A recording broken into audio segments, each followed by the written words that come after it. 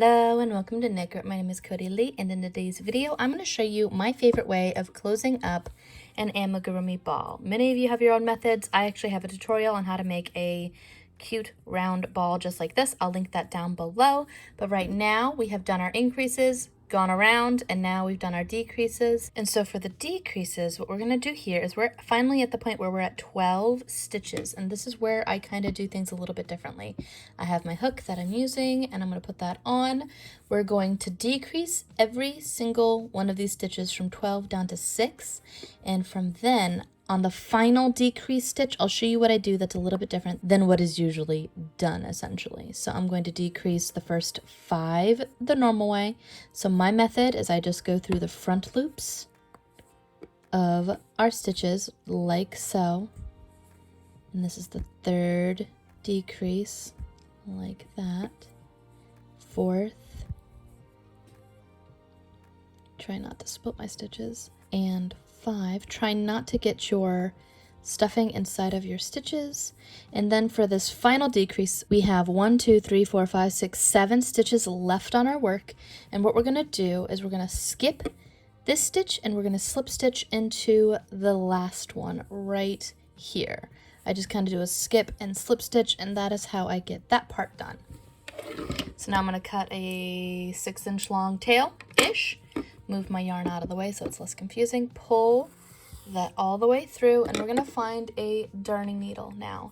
And so with our darning needle, we're going to finish up and sew up all of these little ends here. So now I put my yarn on my darning needle, and what we're going to do is we're going to try not to let the stuffing get all throughout our work here, as I did.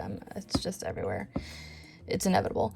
But what we're going to do is we're going to take our darning needle and we're going to go from the outside of our stitch right in the center. So there's usually a V. We're going to go through the top loop only from the outside into the center and pull upward like so. Like that. Then we're going to go and do that again for all the remaining stitches that are on our work here. We're going to go through right there, and then go through the next one.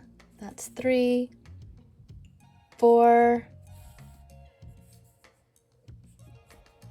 5, and this is our final one, 6. But what I also like to do is still try to get the stuffing out of the way, is go through this little top piece here from where your slip stitch was off earlier and have it fall out, but have it go through there, and then take your darning needle and go through the center like so and push it out through the side. You pull that, pull it, pull it, pull it, and it tightens it all up. I put my finger over it typically while I pull, and then that is how you get a seamless bottom for your amigurumi. All right, that's pretty much all there is to it, and thank you for watching. We have an Amigurumi 101 playlist if you are interested in more videos like this, and until next time, guys, bye!